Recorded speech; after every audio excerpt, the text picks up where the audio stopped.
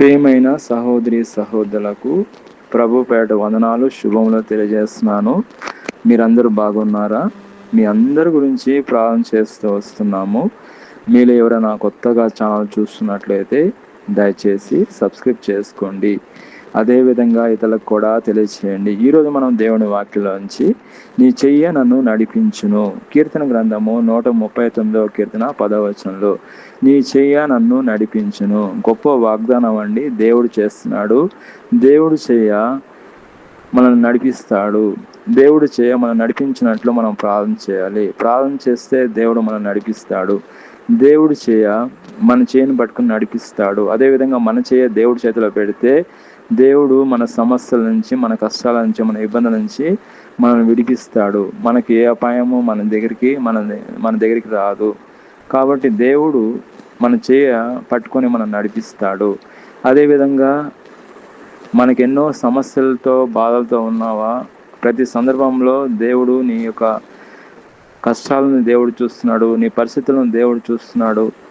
మనతోనే ఉన్నాడు దేవుడు, మనకు దూరంగా ఎక్కడ లేడు, మనతోనే ఉన్నాడు, మనతో ఉన్నాడు, మన చేపట్టి నడిపిస్తున్నాడు, ఆయన కుడి చేపట్టి నడిపిస్తున్నాడు. ఎప్పుడైతే దేవుడిని నువ్వు ఆహ్వానించినట్లయితే నీ జీవితంలోకి, నీ సమస్యలోనికి, నీ కష్టంలోనికి, నీ ఇబ్బందిలోనికి దేవుడు నీ యొక్క కష్టంలోంచి, నీ ఇబ్బందుల నుంచి, శ్రమల నుంచి ఆయన విడిపిస్తాడు.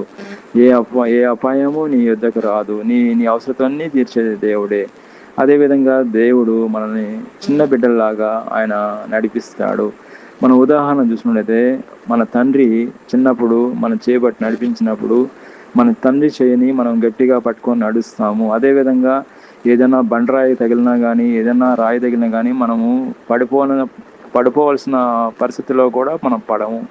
ఎందుకంటే మన తండ్రి మన చేయబట్టుకున్న నడిపిస్తున్నాడు కాబట్టి. అదేవిధంగా దేవుడు కూడా ఆయన కుడి చేయబట్టి మనం నడిపిస్తున్నాడు. మనకి ఏ అపాయము మనకు రాదు, ఏ అపాయము మన దరికి చేరదు. ఎందుకంటే దేవుడు మన కుడి చేయబట్టుకున్నాడు కాబట్టి మనకి ఏ అపాయము మనకు రాదు. అదేవిధంగా మనం చూసుకున్నట్లయితే మనల్ని అనాథలుగా విడవడండి. తల్లి మర్చినా, తండ్రి మర్చినా, చంటి బిడ్డలను మర్చినా కానీ దేవుడు మరవడు. ఆయన ఎప్పుడు కూడా మనల్ని విడవడు, ఎడబాడన్నాడు దేవుడు వాగ్దానం చేస్తున్నాడు.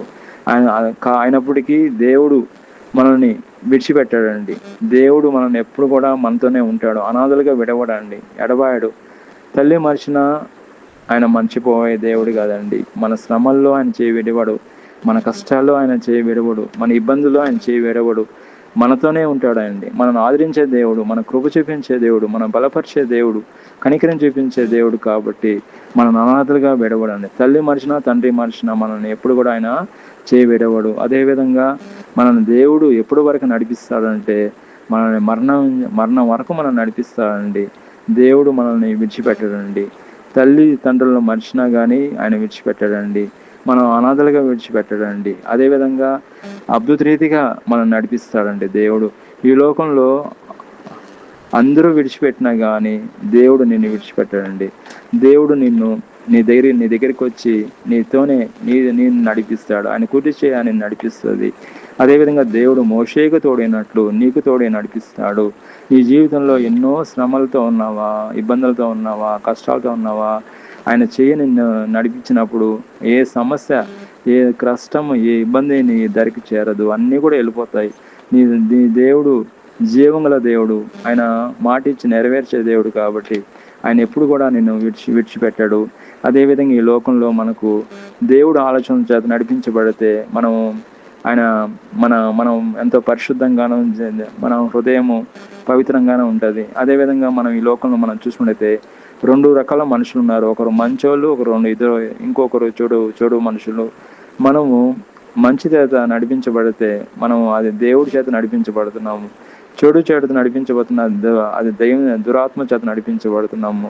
అదేవిధంగా మనం షాప్కి వెళ్ళినప్పుడు మనకి ఏదైనా కావాలంటే వాళ్ళు అడుగుతారు, ఒరిజినల్ కావాలా, డూప్లికేట్ కావాలంటున్నారు. ఈ లోకంలో కూడా అట్లాగే తయారైంది. మంచి దేవుడి నుంచి వస్తుంది, చెడు సాతాను నుంచి వస్తుంది.